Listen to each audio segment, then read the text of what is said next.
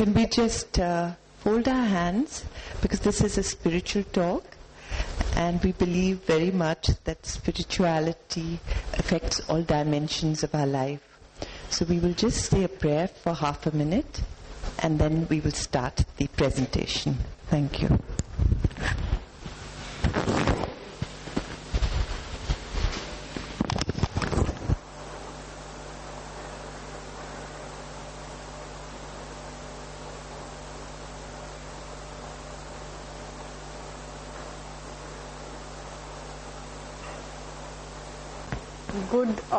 Good evening, good afternoon. Still a few minutes before we start. Parveen Mehta and myself, Tejal Gandhi, we represent an organization called Spiritual Science Research Foundation.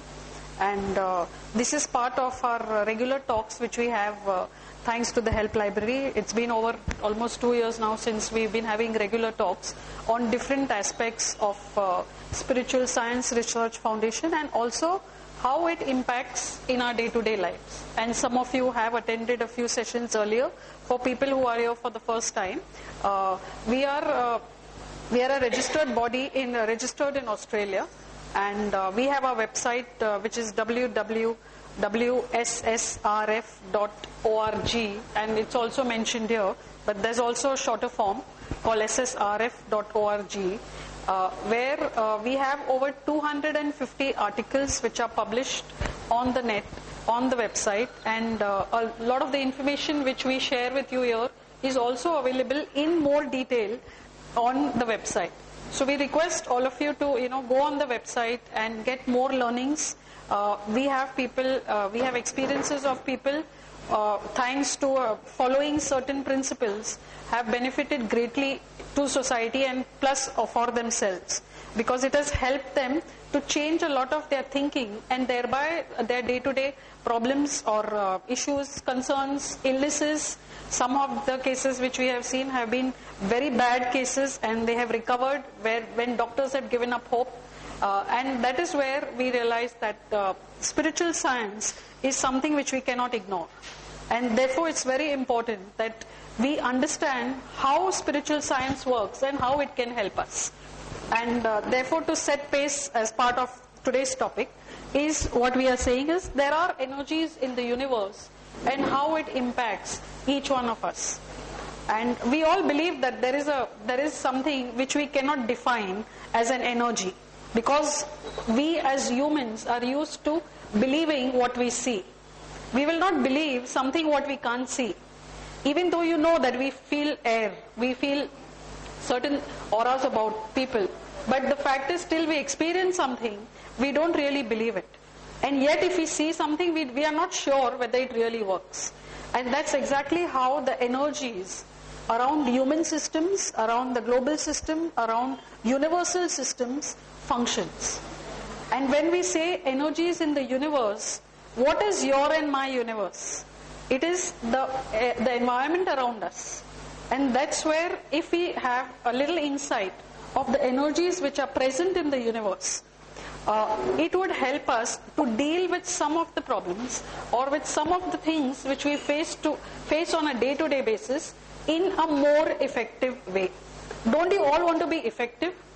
All of us want to lead a very fruitful life, a day which is full. At the end of it, you sleep and you say, I had a good day. And we want all days to be like that. So the fact is that that's where we come from, where you are saying there is a spiritual dimension around us in everything we do, but we don't accept or understand it. I mean, all of us know that when we go to a temple, church, mosque, there is something good about the air when you are in that holy place compared to the place which is outside in a normal environment. The reason we go there, because you get good vibrations, it makes you feel good, your thoughts are purified, and therefore you're able to think better.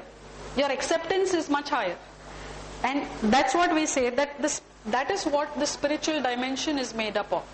It is beyond the seen world and cannot be experienced by our regular five senses or by your mind and your intellect. We all have a mind of our own.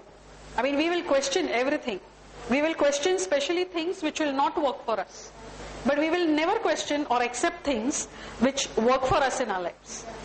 And that is where we will say that is where you see how the spiritual energies can work for you to make your own thinking in a better and an efficient way.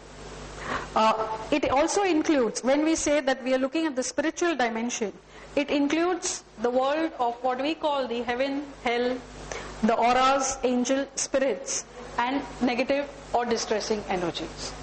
And as we live in our world today, and as I talk to you, we all know that the world around us has more of negative and more than what is positive. In spite of you wanting to think and accept positive, we are bombarded by negativity in our life.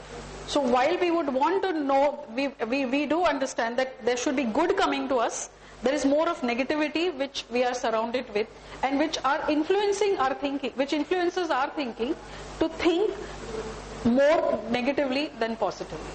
So therefore, let us go and see what are the levels of energies in the universe. Now there are existing levels, there are different levels of energies in the universe.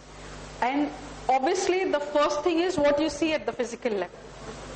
The physical level is actually the lowest in the hierarchy in the universal energies which exist. Energies exist at different planes, and the physical energy which you see around is at the lowest level. Now these includes power in things such as medicines which have a cure. When we know that there is a disease, we all take medicines, so it cures our illnesses. You can't see that medicine, you take only a physical medicine, but we don't know what it is made up of. We have it and something happens, it works and we get better. So that is where you see at a physical level. Then you have a physical weapon which is used to kill. So that is again a power with which you use to kill. So that is again at the physical level. Then we have seen financial power. Financial power can also actually disrupt or make a lot of things. For example, Dhirubhai Ambani. The power Mukesh Ambani has can influence a lot of our thinking, a lot of things we do in our day-to-day lives, even though we may not want it. And finally, the political power. So what we are seeing is that the common man has all these powers at his disposal. And that is how they can influence by giving you certain levels of energy which you may take, and it in turn makes you decide either positively or negatively, depending on the situation or the environment you are in. And that's why it's very important to know that, for example, when you are entering a certain place, there is a feel about the certain place, which you and me will not be able to spell it out. But there was something wrong, something right, and that is where we have to start understanding our own selves, to skill ourselves, to make us sharpen our own thinking, to actually feel those kind of energies around us. The limitation of this power is that we only accept things at the gross or at the physical level. So therefore we see it prima facie, of what you see is what you believe, and what you don't see, you want proof it works or it doesn't work, in almost everything we do. And therefore it's important that the limitation of this power can only be seen at the gross or at the physical level. For example, if one cannot see the person or the target, then if somebody wants to kill the person, you will not be able to kill the person. If you want to enter into a bus or into a train, if you don't see the train, can you enter the train or the bus? So that's the energy which is forcing it to run at a physical level. And that's what we mean when you say that there is the physical energy which you see around is at the lowest level of what you see and not what you only experience. Physical and mantra. We all know that if all of you, some of you who have seen Mahabharata on TV, Lord Krishna, when he used to send out a bow, an arrow to his, not Lord Krishna, Lord Arjuna, when he used to send out a bow with his bow and arrow, when he used to send out the arrow, it used to reach the target. Why was that happening? That it used to reach the target wherever it could be. because there was a divine energy which had followed that shooting. That bow which was the arrow which was shoot out from the bow. And that's what we mean when we say that physical and mantra. Mantra is a prayer. It's a kind of auspicious thing which you say and supplement it at the physical level. It's like when somebody is going for an exam, or if somebody is going for a job interview, we all pray. We hope that the person gets it. Or if somebody is going for a hospitalization, we pray that yes, I hope things go well. So what are we doing? We are using our divine energies to help us at the physical level. And that's what when we say physical and the mantra. And what we are doing is we are combining the subtle force of the physical force, and finally which is making us more effective. So you have two types of energies over here we are using. One is at the physical level, which we have seen is at the gross level, which is at the lowest level of what we normal human beings experience. And then you have a second level of energy which we are introducing, which is at the subtle level. And a combination of this is what we use very regularly in our day-to-day lives. And that is what we mean when we say it's a mantra, or it's some kind of a prayer which we do for a defined purpose. And when we combine this, the result is far more effective. In ancient times, when arrows were shot from a bow, a mantra was also uttered, and that's what I have taken up as an example. Due to the prayer or the mantra or that slogan which was used, the name of the enemy would get recorded, and the arrow would find its target, even if the target was a ghost hiding which was not visible to the naked eye. No? And that's how powerful it was in the ancient times. And same thing today, you will find miracles. What are miracles today?